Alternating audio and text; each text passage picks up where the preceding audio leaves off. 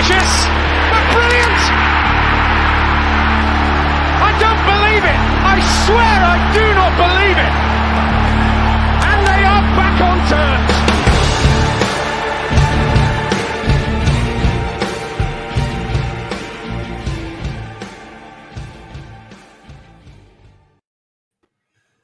Hello, welcome to a very happy New York talk. We have got a belting 2-0 win at Ipswich Town to talk about, which we're all pretty excited about. And then we're going to look into another big game, the Oxford coming up on Saturday afternoon, 3 o'clock Saturday. So thank you everyone for listening, if you are. Mick and Danny are with us, so thank you for joining us, boys. Hello. Hello, everybody. So yeah, let's talk about the game. We all watched in different settings. Danny was there in the cold. Me and Mick had to put up with iFollow. To be fair, iFollow was terrible, but I really enjoyed the commentary, Mick. I don't know about you, Santo and Joe Mattock. I really enjoyed listening to Matt. I thought it was really good. Yeah, Joe Mattock particularly, brilliant. Some really good insights into the way that they train and what they do and how they keep the shape and everything else. It was quite interesting, really interesting. I mean, the best part of it for me was when the commentary was 20 or 30 seconds ahead of the video. That really kind of made me evening. Watching video in slow motion and commentary of something that's happening in the future. It was great. Yeah, sensational. And Danny, how cold was it on a scale of 1 to very cold? I'd probably give it about a 7 out of 10 cold wise. When I went to the Papa John's game against Scunthorpe, I was colder, but that was my own fault. I didn't have much on. Much information, that, Danny. No, I was prepared for this one. I had 2 t-shirts on and my big jacket, so I was prepared for this one. But it still nipped at your heels, the cold. Yes, it's a good deal, isn't it? So let's crack on. 2-0 victory away at Ipswich Town. And to be fair, Danny, there was barely a moment in the game where we were in any trouble. It was just comfortable. Yeah. I mean, playing a club like Ipswich, who have a very strong desire to get out of this league, will never be easy. But when you keep them at bay for the best part of 89 minutes, which I think is when they had their first shot on target, and even that was a tame header, you've done something right. And I think we stuck to our game plan, which the fella who was on, the Ipswich fan who was on, said would be completely against our Ipswich play. We just kept pressure on them. We never really tried to long ball it. We tried to keep it on the floor as much as possible, especially down the wings. And it just prevailed. It was a very easy evening. And I don't think anyone's really got fatigued from it or anything. So yeah, it's just a good all-round result. Yeah, it's one of those, Mick, that you sort of think if you said to me in August that you're going to go to Ipswich and basically batter them 2-0, which is essentially what happened, you were thinking that's an amazing result. That's a statement victory. Is it a statement victory, or am I underplaying it in my head? Do you know what I mean? Well, you've got to look at it. Depends who you're making the statement to, doesn't it? Ultimately, because the vast majority of clubs in this division know what we're about. So if you're looking at making that statement to other clubs, then probably not. Other bunches of supporters, probably not. If you're trying to make that statement to the media, then yeah, it's a statement as far as they're concerned, because Ipswich should be top at league because they spent however many millions on players. You know what I mean? That's how they view it. And I'm sure that's something that we might come on to later on, non-Rotherham United related. The more money you spend, the bigger you are, and therefore the more successful you are. So, yeah, it is a statement in that respect. But let's be fair, the only danger that we were up against the other night, the only danger was the 10 minutes probably before half-time when Gavin Ward lost his head, which he did. But he did, didn't he? Yeah, no. Yeah. I think we were a bit mad. Let me put my hands up first of all and say I don't think he had that bad a game. I don't think he had that bad a game. He were all right. He weren't bad. But in that run up to half time, the incident with Icky and what have you, you could see he had completely lost it. He was absolutely furious and he's strutting about. And obviously Icky got the yellow card and probably to be fair should have had a second yellow. The way he were mouthing off at him, but that was literally the only danger we had all night. There weren't anymore, were there? No. So, it's an absolute awesome result, awesome performance against a club that should, on paper, be in the position that we're in now. Yeah, it should. I agree. A few comments. If you're watching on YouTube or Facebook, feel free to send us a comment over. Ian Bradley's with us. Danny, he says the matchday vlog is very good. And if anybody's watching or listening hasn't, once you've finished listening to this, go over and watch the matchday vlog just to relive a great night in thank you very much, Ian. Ian Bradley thought he was when my iFollow went bad. I text you, Mick, to make sure it's mine. Yeah. Bit of a nightmare, that one. Philip Ronson mentioned after listening to the Ipswich guy we had on the podcast on Monday, he was totally confident that we would win. We haven't got an Oxford fan on, unfortunately, for Saturday. I was only able to find one, which is a shame. But Carl's answered my text. I texted Carl to ask him if he'd come on and give us a bit of an update, and I think he might have blocked me. Ian Bradley mentioned about according to the press and the media and everything else, we're still a long ball team. Keep thinking that, boys. Boys and girls, keep thinking it. We're big, strong, physical bullies. Keep thinking. Oh, yeah, absolutely. Iraq mentions Ipswich and Sunderland fans are already in meltdown. Many fans wanting the manager Saki. I saw Sunderland fans asking for Lee Johnson to be sacked as well. So, and we're just sitting pretty for the time being. All jolly at top of the league coming. Curiously, sitting pretty, not having sacked as manager after we've lost 3 games. Might be a coincidence, that, I don't know. You know what I mean? It's about time some of these people got a grip of the sentence, isn't it? Because it's just ridiculous. We've got it down road at Bramble Lane. Oh, and then, right. Yeah, we'll talk about that, yeah, let's get the good stuff out of the way before we start other clubs. Yeah. So with a couple of changes, Smithy came back in for Grigg. Lindsay came in for Sadlier. And then at the very, very last minute, Mick, to be fair, you predicted this. You predicted that the keeper would drop out at 7:45 and the second choice keeper would have to come in. And that's exactly what happened. Unfortunately for Vickers, Victor had to come in. But what can you read into it? Vickers, it had nothing to do with Janssen. It had basically nothing to do all game. Yeah. I mean, to be fair, one of the highlight of the night for me was the fact that Gavin Ward gave a foul on Victor Johansson, and Victor's still alive. It's remarkable. I never thought I'd see it. I had to rewound. If I could have rewound it, I would have rewound it just to watch it again.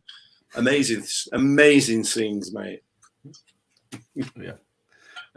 Smith came in. Smith and Freddie partnered for the first time since the Sunderland game. They look like I've got an understanding, Danny. I know neither of them scored, but there is now an understanding. We haven't really seen that in the past couple of seasons. They've got it together, haven't they, them two? Yeah, I think now that Freddie's definitely more of a pressing striker, they seem to be complementing each other a lot more. When Freddie played a bit more standoffish, it was more of a, Smith as the target man, but also as the hold-up player, and then Ladipo would be your tapping merchant. But now that Freddie's pressing a lot more, like I said, they complement each other a lot more. Like Smith can hold up the ball and Freddie can run off him and create space for himself as well. And yeah, it's a partnership that seems to be showing signs it's going to be quite fruitful this season. I mean, Smith's already got, how many goals has he got? I think he's got about 13 goals in all competitions. League, isn't it? Yeah, 12 in league, and then I think he scored in the EFL trophy as well. And then Freddie's got 8 in all competitions, so he's catching up. So yeah, it's a partnership that's doing well. That doesn't take away from Grigg or Coyote or anything like that. It's just that we seem to have partnerships that work, like Smith and Grigg work, Smith and Freddie work, Freddie and Grigg work, and then Coyote's still that hungry youngster, and he works in both systems as well, which is amazing to see. And I think that shows why we've scored 34 goals in the league and however many in EFL trophy. I've lost count now. About 1,000. Yeah. It is. Yeah, it is very, very good. The defense. It was a change of defense, Mick, actually. I didn't mention them a change of defense. Icky came in for Harding. I don't know why that change has happened, but let's talk about the defense. Before we move on to the goals, let's talk about the defense because we've got a few comments here. Ian Bradley says Brains was exceptional. also asked about Rathbone for the future game. Bazza, Reg was exceptional. Reg was exceptional, mate. It just everything that came towards him, boom, gone. Boom, gone. It was just excellent. He's muted himself. I've muted myself. I'm badly. I don't want to cough all over everybody. I don't want to pass me germs on. Yeah, I mean we've just about covered Reg all in those comments, haven't we? He was man of the match for me.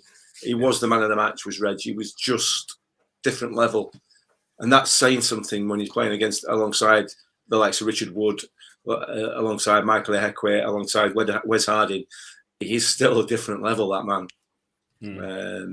So yeah, it was brilliant, absolutely brilliant, and he's got a really good understanding with Chio as well, yes. And that seems to be developing really, really well as well. So it's all positive, mate, all positive. Yeah. Icky had his moments, but I think that was just argument referee. Woody was basically faultless again, Danny. There was the only fault you give Woody is that chance in the first half that he couldn't just get his body round to play it back across the goal in the obviously attacking that. But other than that, Woody again had a flawless night. Yeah, he has, and I also like how Woody's starting to find himself for some reason in an attacking midfielder position in some games as well. I mean, it happened against Cambridge. Can't remember if I had it in the vlog or not.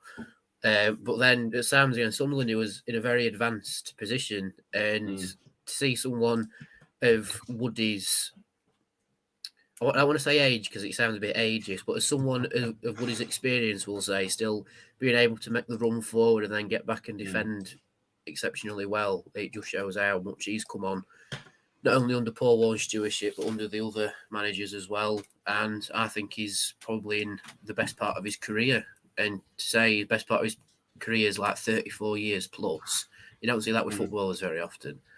And I think he will stay true to his word. I think he will play into his 40s. I'm fully expecting to see Woody in 5 years' time still lining up in our defence at 40 years of age. He did talk about that when he came on the podcast, didn't he? Saying that he seems to be reaching his peak at this age. And he also talked about the fact that he feels confident in the players playing around him for him to be able to step out into midfield and further sometimes. So yeah, but yeah, I mean, he's colossal, isn't he? Yeah, he's having a dabble at coaching the under-18s as well, which is good to see. Yeah, someone like him passing on his knowledge of someone who's played in two distinct eras of football. You know, he's played in the pre and even in the younger stages of the EFL, and as we know it now.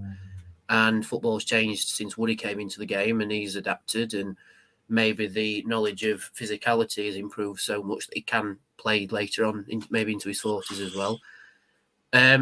So yeah, I mean, all the best to Woody helping out the under-18s, but just keep your focus on the first team and keep, being that wrecking ball in defence, Woody.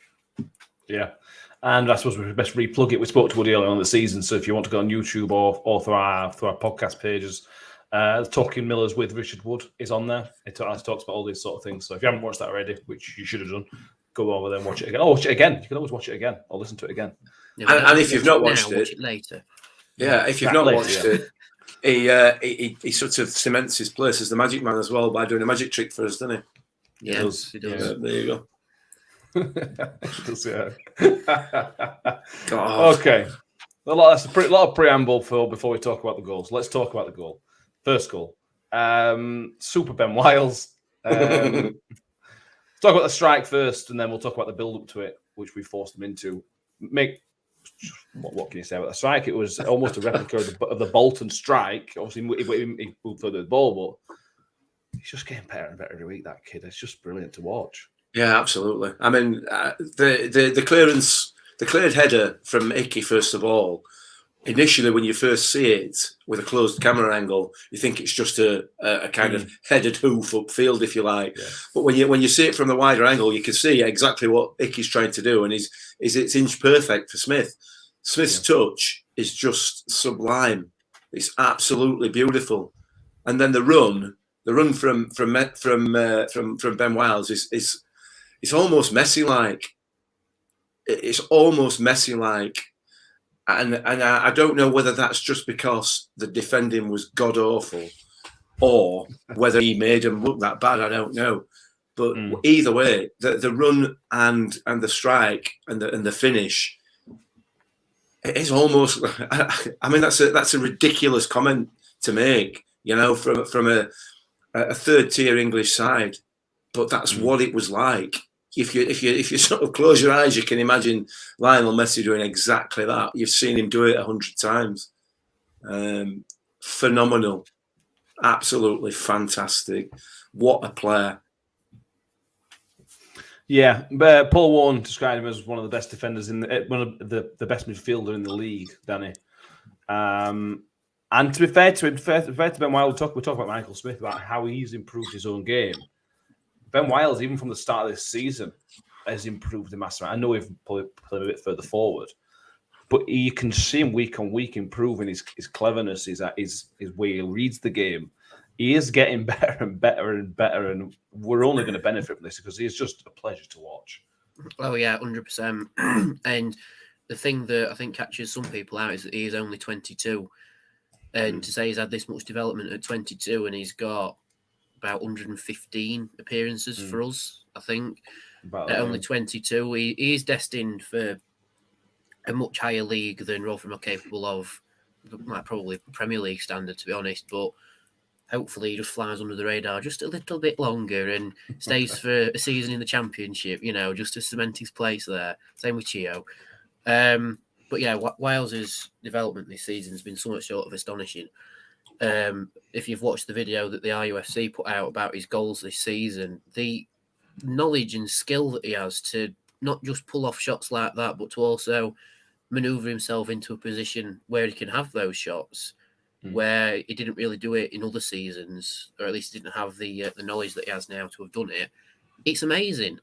You know, like the goals against Bolton and Ipswich, and the way he kills his foot round the ball, like, and it's an opposite feet as well, like it's his left foot in the right-hand corner. It's like, I'd never be capable of that in 10 years of training, and Wiles has pulled it off in a single 3 seasons of training. Like, you know, fair play to him. And to say he is one of the best midfielders in the league, if not the best, like Paul Warren says, when you meet him in person, he's just still humble. He stays humble, and even how he celebrates, he stays humble. And I think that's the ideology that the club's put into him, is don't have an ego, just stay humble and take every game as it comes and just keep improving, which is amazing to see. And we're seeing it with the other youth that's coming through as well. You know, so Curtis DeRose might be the next Ben Wiles. And if it can live up to that, then keep turning out the young players with amazing quality. So fair play to everybody involved. And fair play to Ben. Yeah. 7 goals for the season. Amazing. Let's get off at fence here, mate. Let's get off at fence. He is the best midfielder in this division. He is. There's no question in my view. There is no question whatsoever. You know, and we had that conversation and that joke and Mickey Tech at the beginning of the season when we played Fouls from Dark Road. You know, he is a different class, different level to anybody else in this division. And we've said it a long time. All of us have said it about Ben Wiles, even last season when he was being, you know, pushed from pillar to post from different position to different position. He is the best midfielder in this division, bar none, in my view. Yeah, it'd be interesting to see. I mean, we've compared him to Barry Bannon in past podcasts and got a little bit of stick for it. But I want to see how their stats compare. What was Barry Bannon like at 22 compared to Ben Wiles? And I think there'll be quite a big difference. Yeah. Well, I mean, Barry Bannon's watching and he agrees with me. Sorry, Bazza. I'm sorry, mate. I know you're not. I just felt right. Yeah. We haven't criticised, but we sort of questioned at the start of the season when he was struggling a bit. We sort of questioned when is it an age where we can start sort of taking him seriously as a professional footballer? Is it a stage where if he makes a mistake, it's all right to criticism, but it's all right to look at what he's doing? I think we're probably at that stage now. If he drops his levels, he would be disappointed in himself. If he doesn't continue to play at this level, I think probably in himself he will be disappointed. Or as fans we would, I'm sure Paul Warren was. And that's sort of the sign of him that this is where we are. This is the bar now for him. You know what I mean? If this drops below this, then he's going to be concerned maybe. I mean, he'll have the dip in form, but this is a minimum for him now. If he doesn't go on for a bit too big of a thing, which we all expect him to do, I'll be disappointed for him. And I'm sure he will for himself because he is just continuing to improve. And like we said earlier, it's amazing to watch. We should point out, you mentioned Icky and Smithy there, Mick, and I think you're bang on right. But as we mentioned with Freddie at the start of the show, the goal came from Freddie pressing the keeper. I did, yeah. And it wasn't a half-hard press. He pressed the keeper quite hard. And we should point that out because we've given Freddie's work rate a fair amount of stick in the past. We have, yeah. A fair amount of criticism. But that side of the game is coming along massively. And if he doesn't do that, we don't score. It is as simple as that, really. Yeah. So a great team goal. A great team goal. Ended with a bit of individual brilliance. The second goal came from a work of Chio and Lindsay down the right-hand side. I was impressed with Lindsay, Danny. Very, very impressed with Lindsay. Because he's been out at team with Red Rathbone and everything else, you sort of forget how good a player Jamie Lindsay is. Yeah, but you do. He is probably... It's difficult to compare. I'm mired. I'm comparing with Rathbone because that's the type of player they are. Lindsay's technically probably ahead of Rathbone, whereas Rathbone's probably slightly ahead on the work rate. Do you know what I mean by that? Yeah, I do actually. I think Rathbone's just got a different gear in him when it comes to running and pressing, whereas Lindsay's you're more feisty and sort of bouncy midfielder. Like he'll just keep pursuing the ball, but he won't press with as much intensity as Rathbone does. Yeah. You could say that's because Lindsay spent more time in Scotland because it's a more physical league. So if he keeps pressing high, he might end up being clattered. Whereas Rathbone's been with Rochdale, again, League 2's physical, but it's not quite Scotland, But yeah, with Lindsay, he's come in after his stint with injury, got straight back into the starting 11 after being on the bench. A little bit fortunate for him that Rathbone is out ill, and that's given him his chance. But like Ian said earlier, does Rathbone get his shirt back straight away? I'm not sure because Lindsay's come in and been borderline faultless. His exchange with Chio was because it was bang in line where we were sat in whatever stand it was at Portman Road, and the link-up play where it goes to Chio and then to Lindsay, and then Lindsay just takes out two defenders with one pass, and then Chio's in straight away. It was brilliant to watch. It was brilliant football to witness live in the cold, granted, but I mentioned you were cold. but then Freddie sort of has a shot, which is parried off by the keeper, which is unfortunate for Freddie.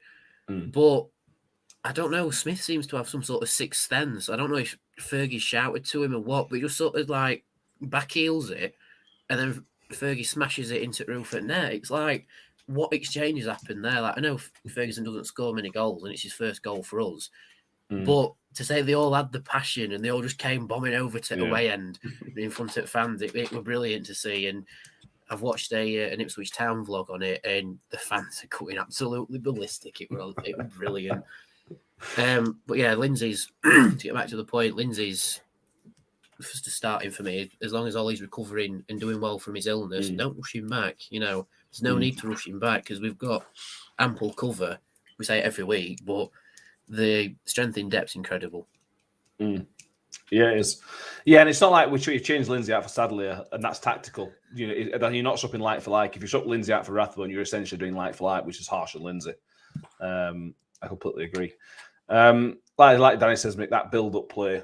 They tried it once before it actually worked. They tried it once before and it failed. The Ipswich defenders didn't read it. And Chio's just a monster. He's talking about Joe Massick mentioned it in commentary. You just can't stop him. And you forget, because in my head, I'm thinking Jamal Campbell-Rice, Chris Cedric, people like that, are the old school wingers who are just wingers. They're not very strong. They're a bit quick. They can maybe put a cross in. Chio's a mix of that plus a strong sort of fullback. It's a bit like cross between those players and Wes Harding, but with more pace. And that's what he had to be strong, Chio. He couldn't just run through. He had to be strong to get past the man. He did it all game. And yeah, I just love the guy even more. He's got, at the end of the day, he's got 90% of what he needs to be a Premier League footballer as Chio. It's just his final ball that lets him down. He's too inconsistent with his final ball, and we've talked about it, and they'll be working on it. It's not something to dwell on, but yeah, I mean that was outstanding.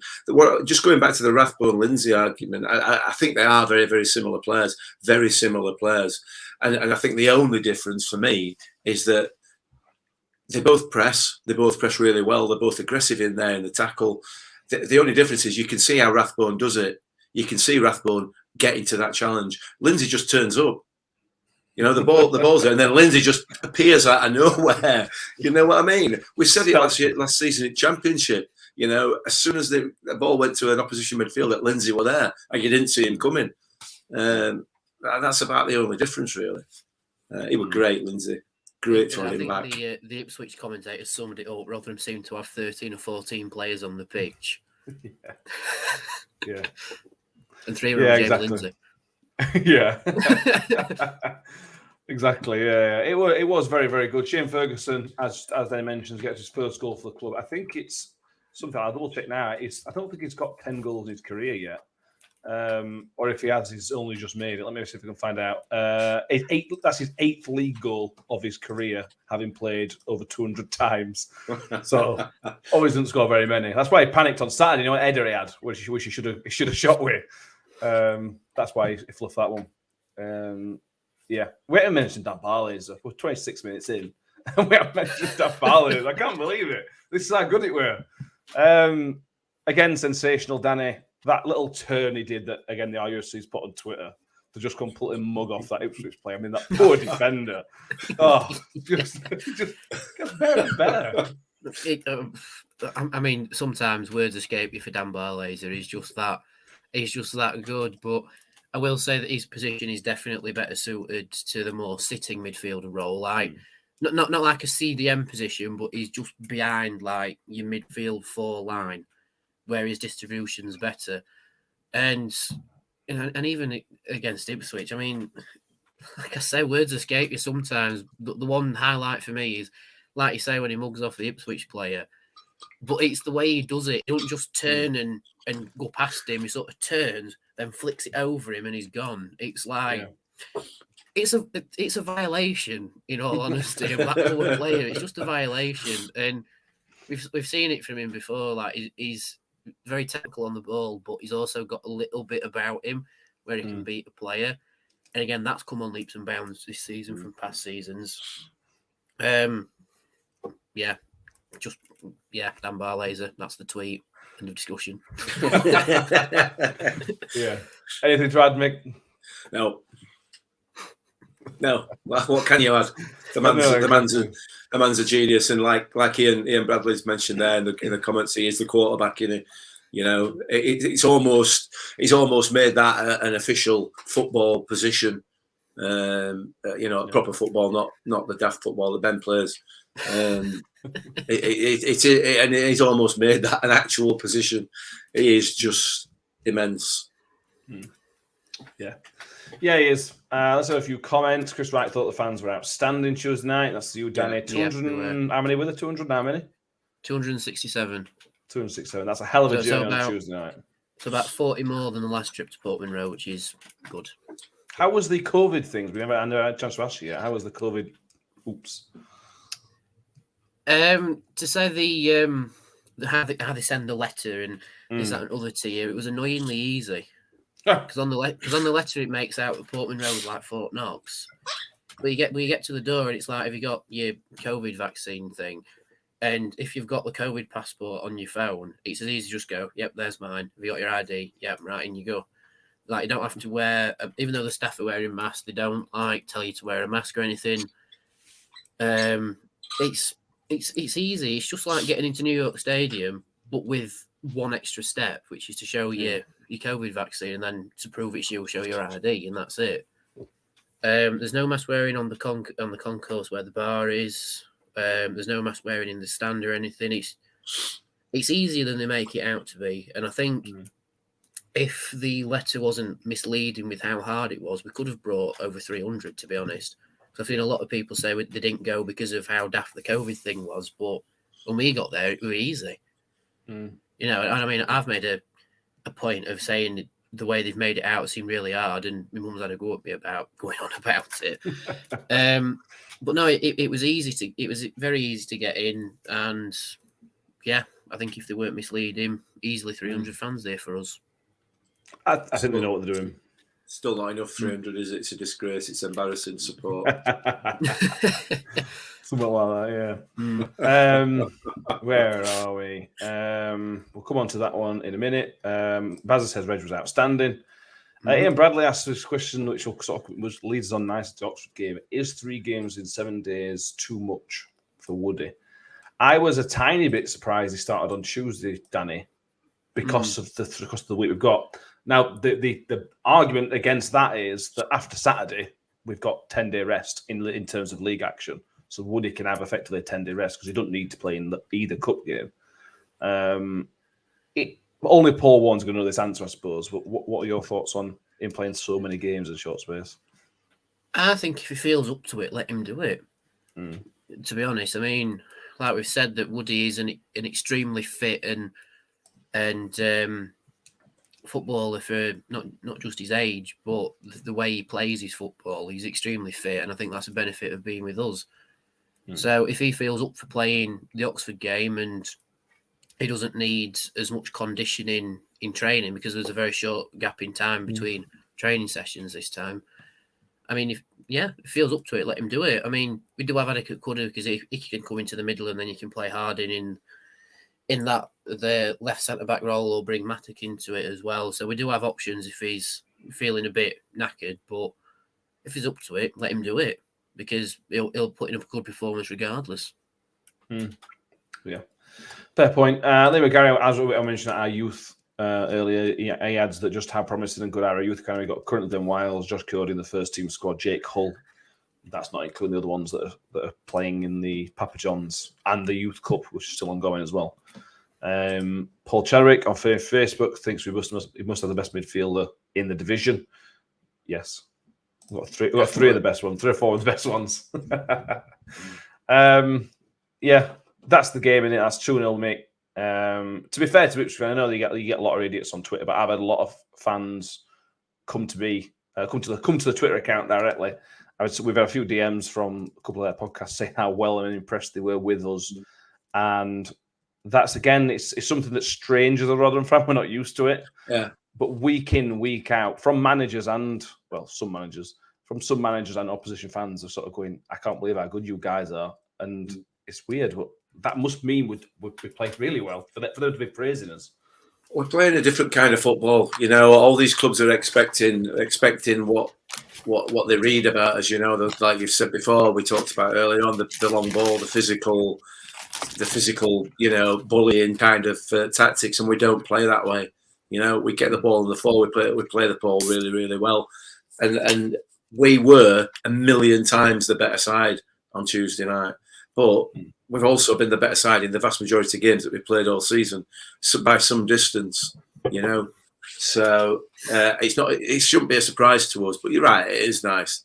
It is nice to get some decent comments off the opposition, you know. And to be fair to Paul Cook, I'm not a massive fan of him.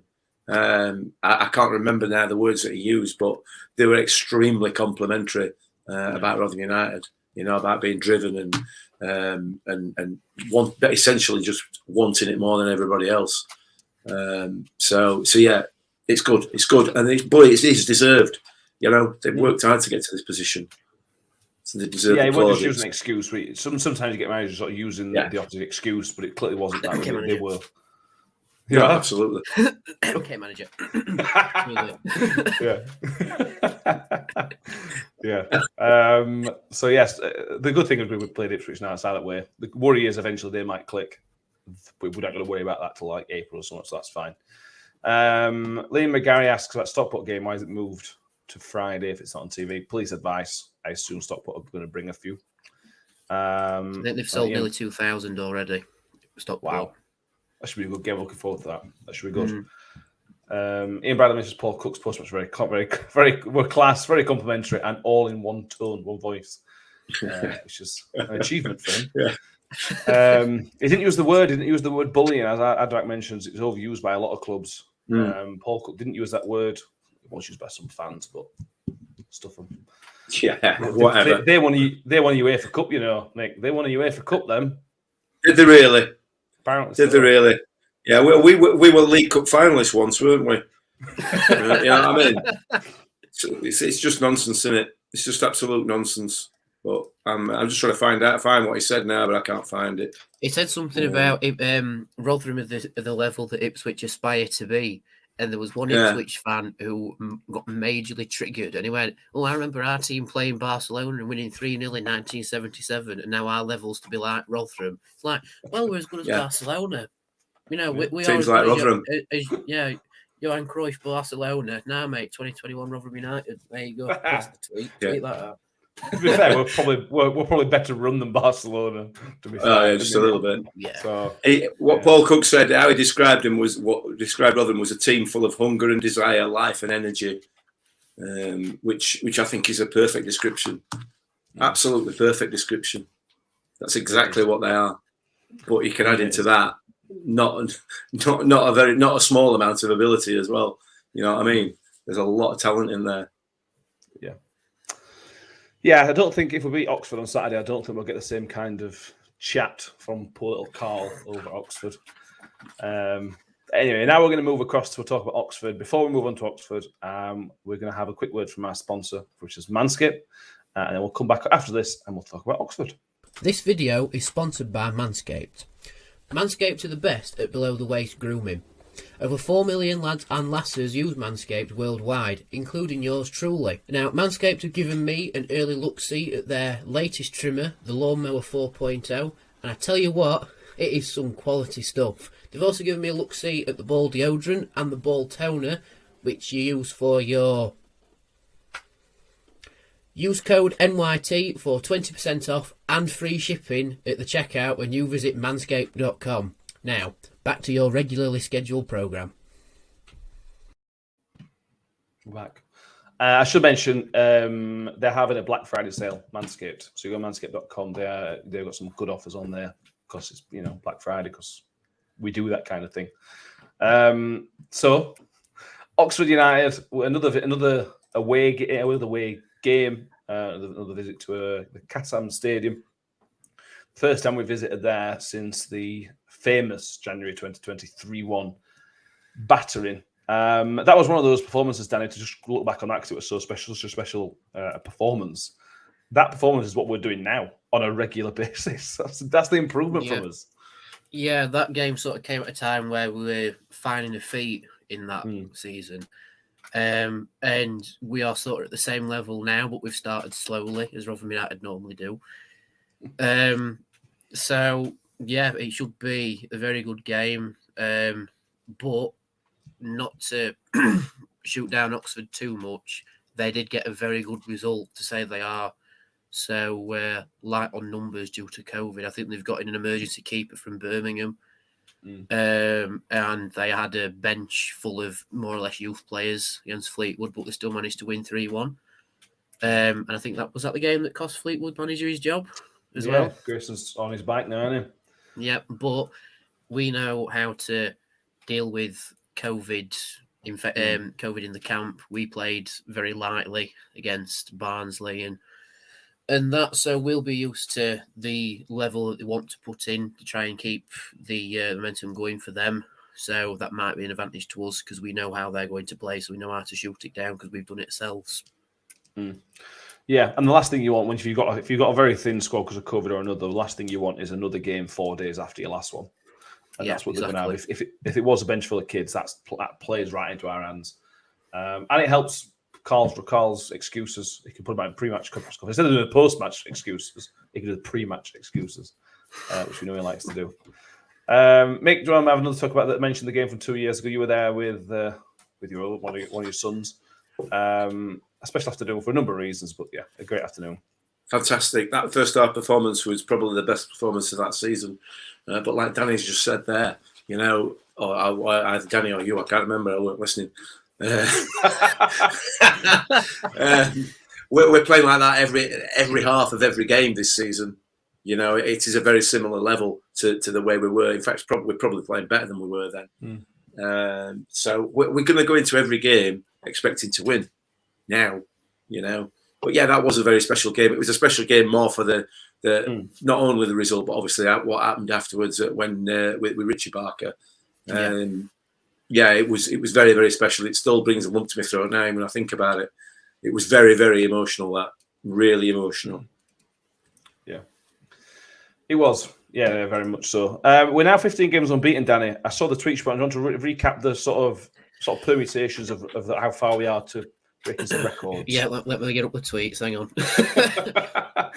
I thought we knew it were a good run, but then when I saw these tweets, I thought, bloody hell, this is a good run. Yeah, and basically it was just because my brain was still travelling back from Ipswich, whatever time of morning it was. I thought, what's our longest unbeaten, a consecutive unbeaten run? Here we go. Now, this isn't just, some of it's just league football, but it is continuous result. It's not broken by a loss in the cup, but still winning in the league sort of thing. So we are now 15 games unbeaten, consecutive games unbeaten. The last time that happened was in 1950-51 when we won the league. But the record is 16 games unbeaten, which was 1959, 1960, 1971, and 2013-14. 2013-14 was all in the league. So this one's sort of behind it because I think we're 12 unbeaten in the league now. So we're not that far behind. No. But yeah, well, just to compare it to 2013-14, in that 16-game unbeaten run, we scored 39, conceded 16. So that's a goals per game of 2.4 scored, 1 conceded. 2021-22, remember this is a 15-game unbeaten run, so it's 1 less. 39 scored, 7 conceded. So that's a goal per game of 2.6 and 0.47 conceded. And you look at that and it's like we're conceding under half a goal a game. That's 1 goal every other game instead of 1 goal per game. And it's just extraordinary to look at. And so we've got a 32 goal difference over the last 15 games. It's ridiculous, wow. Isn't it? Yeah.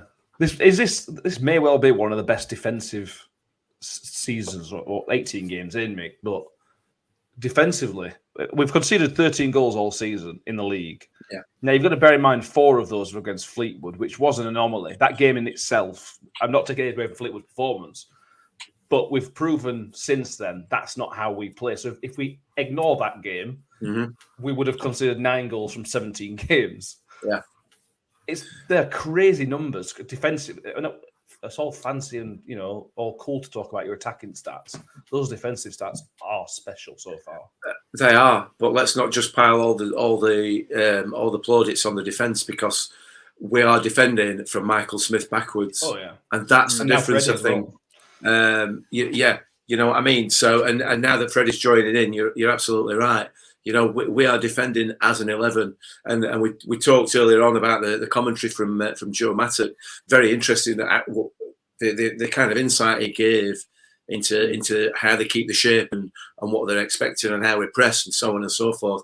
But that press is all about that's part of the defensive unit. You know what I mean? So we defend as an 11, and I think and we do it really, really well. And very, very disciplined, and I think that's as much as a contributory factor for us not conceding as having the likes of Richard Wood, Reg, Icky, Wes Harding back there as well. That they are doing it as a team. But listen, we're maybe 15 games unbeaten. We will lose. We may well lose again this season. You know what I mean? We may not, but we may well. But even to be in a position where you can say, well, we might not lose again. We probably will. The chances of us not losing again are very, very slim, but they are there. You know what I mean? But we will lose again. And we may slip up at Oxford. It'd be sad if we have to slip up in front of Carl Robinson, but, so what? But I think you can see from this team that if we were to slip up at Oxford or anywhere else, the next game, get ready. I wouldn't want to be the opposition the game after we lose. Definitely wouldn't. So, yeah, it's going to be a tough game on Saturday. Yeah, it is. Hell of a game. For me, Dan, that's probably our next big question. And I agree with Mick, I think. But when we lose, what's going to happen, because we've seen it before with lesser teams at all levels, but lesser character, where they will go 20 games unbeaten, whatever it might be. They'll lose a game and then they'll go not winning 7 games. It can happen to the best teams in the world. This team, for me, doesn't seem like they've got character, but that's one of our next big challenges. What happens when we lose? Yeah, I think so. I think, like we've said, Fleetwood was definitely an anomaly. Like, you could take away the Wigan loss and say, it's in the 95th minute, and, you know, in terms of 90 minutes played, it was a draw. Sheff Wednesday, I mean, on the derby day, form goes out at window, really. It's down to look at ball and where the ball drops and everything. But take away the Fleetwood result, I don't think we would have gone 15 games unbeaten. I think the Fleetwood result gave us a real kick, as if to go, you're better than that. And we've just proven that we are. And all I can say is to the next team that beats us, whether it's Oxford or whoever it is, if they do beat us, fair play. But I think the response will be very similar to what happened against Fleetwood. It'll give us another kick, as if to go, no, you're better than that, and we'll keep going. But the one thing I can compare it to is a team that's already had an unbeaten run and then lost, which is Plymouth. Plymouth's run ended, they lost, and then they lost 3-0, but they are still a good team. The other team that's been unbeaten recently is Exeter. They had a 20-game unbeaten run and have now lost to Colchester in League Two.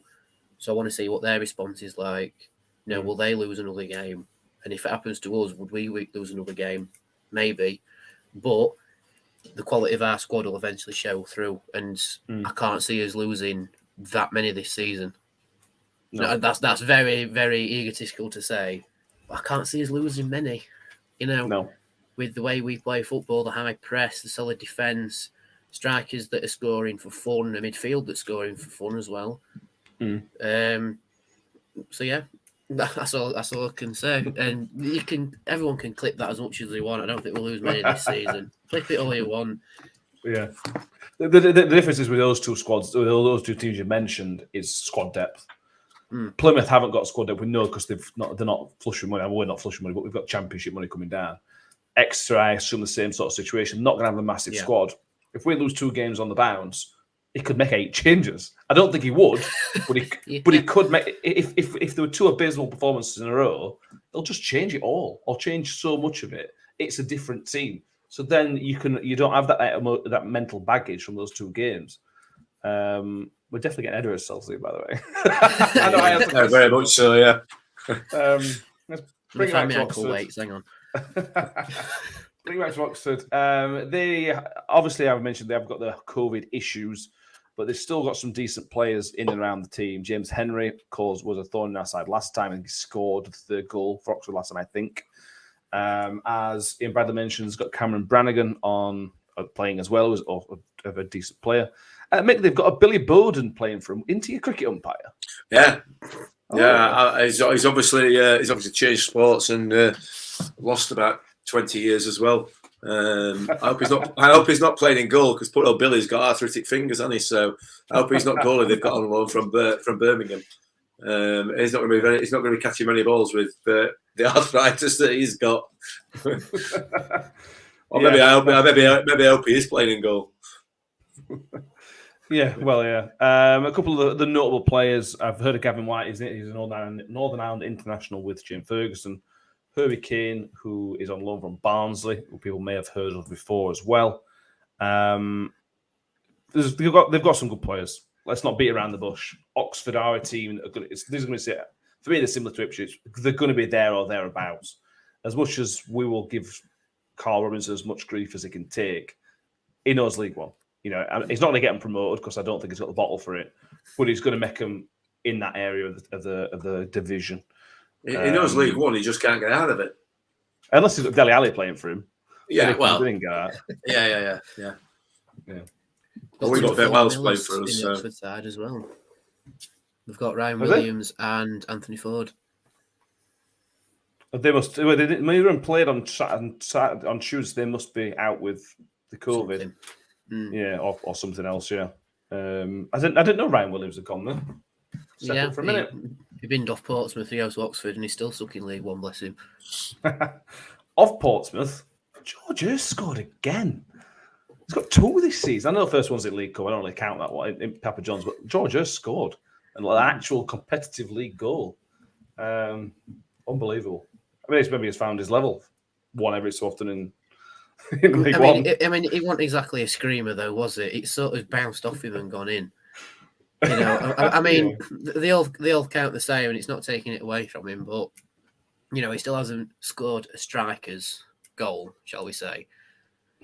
And I mean, they even said it on the I think he might have been on there on what's it called, on EFL on Quest. He didn't score for 47 league appearances in the Championship and League One, and now he's finally scored for Portsmouth. But I will say, fair play to him. I do honestly really, really hope he kicks on with it and actually finds his form as a striker. But to bring it back down to earth, it wasn't a striker's goal. It's just sort of gone ping and gone in off him. But, you know, fair play. He's off the mark and he might kick on with it now. Yeah, possibly. We're playing again in April, so if you can be rubbish in April, we'd appreciate that. Yeah. Let's go for some predictions. We'll do lineup and then scores. Make any changes. It's a Tuesday, Saturday game with a lot of travel as well. You've got to bear in mind we've travelled all the way back from Ipswich, travel all the way down to Oxford. That's going to Ben might laugh at that, but that's going to take some out of the legs as well. Essentially. If anything, what are you changing? I'm not changing anything. I don't see the point. Why would you? After that performance, how can you justify changing anything unless there's an injury? Well, there is an injury in there, but we don't know who. Somebody's picked up a hamstring strain, or it's only minor. But from what Paul once said, it may keep somebody out of Saturday, but I don't know who that might be. As you'd expect, keeps it close to his chest. Yeah, it could be Vickers. It could be what he did. Maybe it wasn't his groin. Maybe it was a hamstring that tightened up. So Victor stays in there, and you know everybody's happy. But ultimately, I mean, we do this at the end of every podcast now, don't we? You know, the game coming up. Who do we think will play? You know, what changes are there going to be? And in reality, do we really care? Does it matter? Does it matter who plays, who don't play, who's on bench, who's in that first team squad? Because they're all going to do the same thing. They're all going to play to the same level. You know what I mean? And that is the absolute key to this. You know, it does not matter who we think is going to play. They're all going to perform at the same level that we saw on Tuesday night. Harding came out for Ricky, Danny. I don't know why that was, to be honest with you, but is there any doubt in your mind that we should just, if possible, go same back three if everybody's happy and fit? Yeah, I think we should go same back three if everyone's happy. I mean, I think the reason why Icky came in for Harding was because there was going to be a lot more running in the channels from the midfielders. And Harding likes to do that when he's playing his left-sided centre-back. So I think to bring a more defensive-minded player in was the right thing to do, and then just to send Chio and Ferguson off down the channels. The only changes I can see is if Woody does need a bit of conditioning, maybe bring him out. Potentially the player that's done his hamstring, if it's a starting player, like it could be Lindsay from being a bit too overzealous in the game. Or Chio's those issues. Yeah, or Chio, but I think it's the right thing to do by keeping it close to a chest because it makes the whole mind game thing come into it of, is it a starting player? Is it on the bench? Ooh, you know, you have to prepare for both now. So yeah, they're the only real changes I can see happening. I don't think we'd change the starting two up front. Midfield was solid, so I'd keep that the same again, unless there's a little bit of conditioning that's needed. But the next game's Papa John's Trophy, so you know, just go all out and then rest. Yeah, exactly. Yeah. But yeah, and we keep it as same as we possibly can. I think. Yeah, I think hopefully we'll see Rathbone back on the bench. But again, with Rathbone, if he needs time, he's got time. He can play Tuesday, he can play Friday against Stockport. We can gradually bring him back in. So hopefully that's how it goes. If we'll wait and find out who the hamstring guy is. Predictions, Danny. What are your thoughts on predictions? We all underplayed ourselves, I think, for Tuesday. So what do you remember for Saturday? Yeah, I'm going to say 3-1 again. I like it. I have my suspicions that because we've done Ipswich the same scoreline we did 2 years ago, the whole thing will be up in the dressing room with, well, if you can do it to Ipswich, you can certainly do it to Oxford. So, yeah, I'm going to say 3-1 to us. Yeah. I wonder if Might prove too Carl much for will lock everybody out at stadium again. Like he did that was ridiculous 2 years ago. I saw it come up on my Twitter feed whilst we were in the ground. It's like, what? I hope he does it again. It'd be hilarious if he did it again, because it'll just wind everybody up a bit more. Idiot. I'm going to go 3-0 because I think their COVID problems are going to play up for them. If they had a full squad, I'd be concerned. Very well, to an extent concerned. But with their COVID issues and playing 2 games in 4 days, it's going to be a lot for them. We know how much that strain can take on a full squad in March, April last year. Never mind a threadbare squad because of not their fault. Mick? Yeah, I mean, my sort of been watching Millers for however many years. Head is telling me that sooner or later we're going to lose one, and let's not be too hasty. Could it be this one? But my heart's saying don't be so stupid. It's going to be 3-0.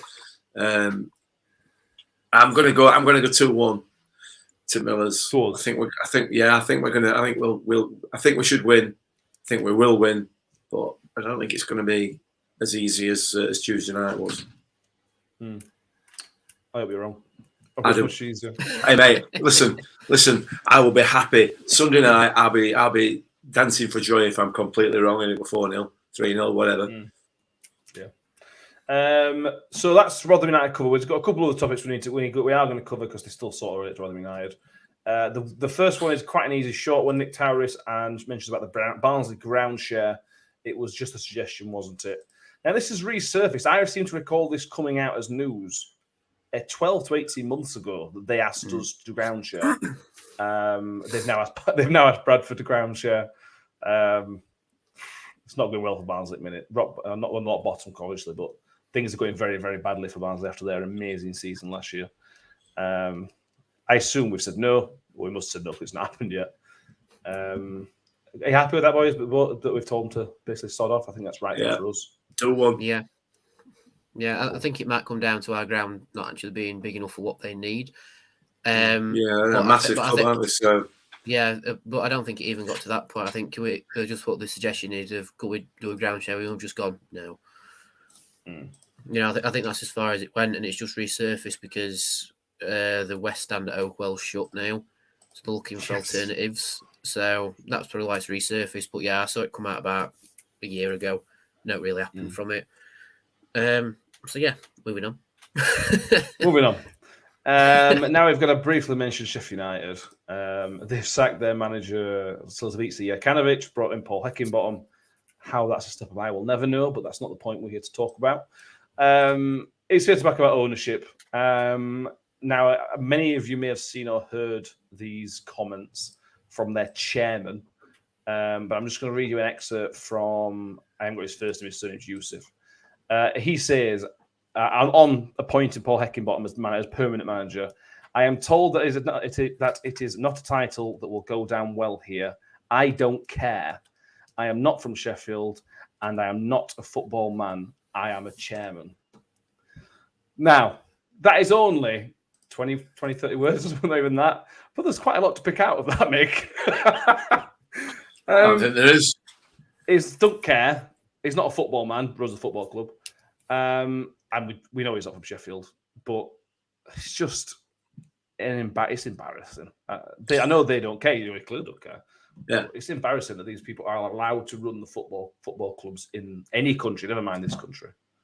It's funny, isn't it, that 20 years ago, if you'd have said that Rotherham United will be the best run football club in South Yorkshire, not even close. You know what I mean? By a country mile, the best run football club in South Yorkshire. Everybody would have laughed at you. But we are. We are. 10 years ago, people would have laughed at you. Yeah, they would. And this is what you get when you get people like that in charge of a football club. This is exactly what you get. You know, we see it every day in, day out in Premier League. We've got it down at Swillsborough, or they've got it down at Swillsborough. That's just funny for us. It's just a joke, isn't it? You know, Barnsley have got a similar sort of setup there. I don't know what they're doing at Barnsley. You know, that ever since they came in, they got promoted. Now they're going to get relegated. They seem to be shipping managers every 2 minutes and talk about moving grounds. You know, it's just, yeah, I don't know. And to be honest with you, while ever we've got Tony Stewart in charge, I don't care. You know, I genuinely don't. I feel a bit for United fans because I don't think they deserve it. But, you know, it's be careful what you wish for, don't you?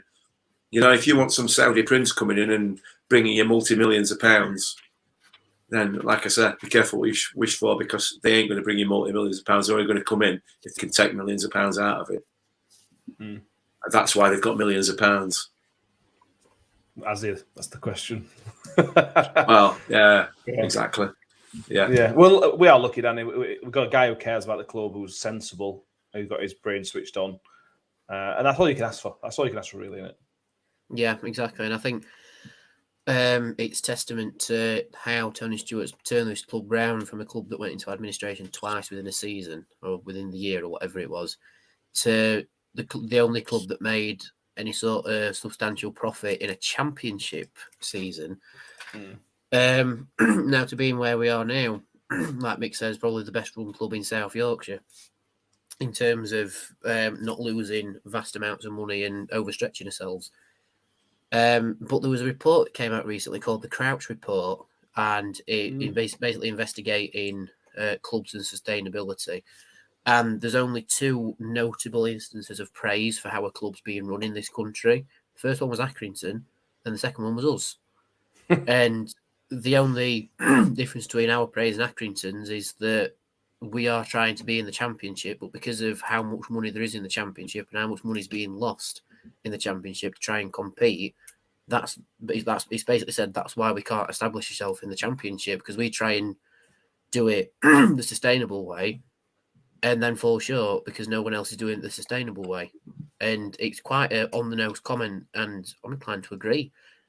And I think that's the reason why the football regulator is trying to bring in a new fan-led review thing.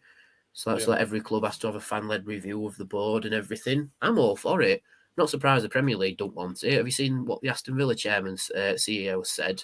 He's basically poo-pooed it of, it's killing the golden goose, and we are the sustainability of English football because all the money comes from the Premier League.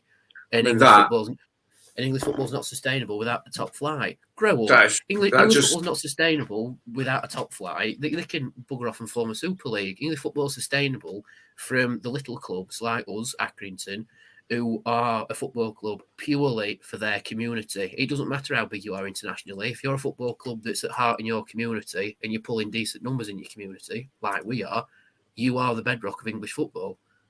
End of discussion. You know. Those comments from the Aston Villa chairman or whatever he is, the CEO. Name check him. Christian Purslow. Christian what? Purslow. Mate, I can't name check him properly because we do have kids listening to this. So, I mean, for the CEO of a club that cheated their way into the Premier League and cheated survival, on the pitch, cheated their way in there off the pitch. I'm sorry, how has he got any credibility at all? Any? Because then to come out with a comment like that just erodes any further credibility that he's got. The man's a clown, an absolute clown. Yeah, this fan-led review and this report that's come out is potentially vital for the survival of the pyramid. Not necessarily the 92, the entire football pyramid. This football regulations have to come in, and we're very lucky that at a time, if this comes in the next 3 or 4 years, it will benefit us. We're lucky we've got a person in charge who's caused that. Even if it didn't benefit us, these changes have got to come in. The Premier League are not going to vote for it themselves because they would be cutting their nose off to spat the face, whatever phrase you want to use. That's what it would be doing. So fine, there's got to be independent review. The government are making the right noises. But knowing governments and things, like, it could be a general election in 3 months, and then it all goes away. My concern is they're talking this is going to happen in 3 or 4 years' time. It needs to happen sooner. There needs to be balls rolling sooner. We need to see this change now, put it into law now, or within this year. Because if it doesn't, if something else happens, this could all go away, couldn't it? And football needs this. Football needs this change. And Christian Purslow has just given the whole world an example of why this change is needed. If I you're think the way- wondering about it, just listen to that sodding interview. It's ridiculous. I think the way Sky Sports reported on it as well shows what their stance is, because it was a very biased way of the and ah'd about it. If you watch the way they've done it on YouTube, it's a very and ah sort of debate to it. But like you say, if there is a general election and the party in charge does swing the other way, I hope that football doesn't get left under the rug when the parties change, because you've got the Conservatives who have said they want to have this independent review. You've got Labour saying they are the party for the working class. And my challenge to them is prove it. Football's a working class game. Prove it. Yeah. Ultimately, I mean, it's not about politics. Ultimately, it doesn't matter who's in charge. It doesn't matter who the government is. It's about money, and whichever party is in charge, the people in charge, the people in the Premier League will buy their way into this not happening. That's what will happen, one way or another. It's just corrupting it, but we'll see. It's going to be interesting. It just adds a little bit of flavour to the off the field thing, doesn't it? So off the field things. So whatever. Yeah, we'll keep a close eye on that. Hopefully, We're happy because we're Millers. We're happy for now. Yeah. So yeah, I think we've got long again, but that's because the football world forced us to talk about other things. So we'll get it there. Well, thank you for watching. If you are watching on Facebook, YouTube, Twitter, make sure you've subscribed to YouTube and follow us on Twitter, follow us on Facebook. You'll see all the stuff we put out on there as well. Don't forget Danny's matchday vlog from Ipswich is up. So once this is finished, go over and watch that. That'll cheer you right. If you listen to this on Friday afternoon and you just need a little bit of a pick me up, just watch that 10 minutes of stuff. Yeah. You'll cheer right up. Or go and watch the highlights of I Follow and listen out for the Gavin Ward chant. Yeah. If you are on listening to iTunes, Spotify, please do subscribe to iTunes, follow us on Spotify, give us a 5-star rating. If you can, we will be very, very appreciative of that. We'll back Sunday night, where we will be looking back at the Oxford game. There may be a look at the Pete's Trophy. It won't be a very in-depth look ahead to the Pete's Trophy, but we might mention a couple of bits about it. But it won't be a proper preview. Danny, it's been a pleasure as always. Thank you for your work today, and thank you for your matchday vlogs as well. We very much appreciate them. No worries at all. They're always enjoyable to do. I'm sorry for rambling and about the football thing there, but if football is your passion, you can't help be passionate, can you? Exactly. We love it. That's why we're really doing it. And Mick, I think the world appreciates you bringing yourself through this man flu. I've dragged myself into this, and it's been tough, mate. It's been tough, but every time I coughed, I've muted it so I don't spread any germs. So we should be all right. But I'll be better for Sunday night. I'm not going to make Oxford, unfortunately. I'm going to be in Wales, so Sunday night should be interesting. But we'll see how that pans out. So I'm going to be one of the I Follow audio listeners on Saturday afternoon, which I'm not especially looking forward to. But I should, if it's anything, which is anything to go by, I should find out by about 7 o'clock Saturday night what score is. Yeah, possibly. Thank you all for watching. Thank you, sir, and we'll see you all on Sunday. Thank you, guys. Bye-bye.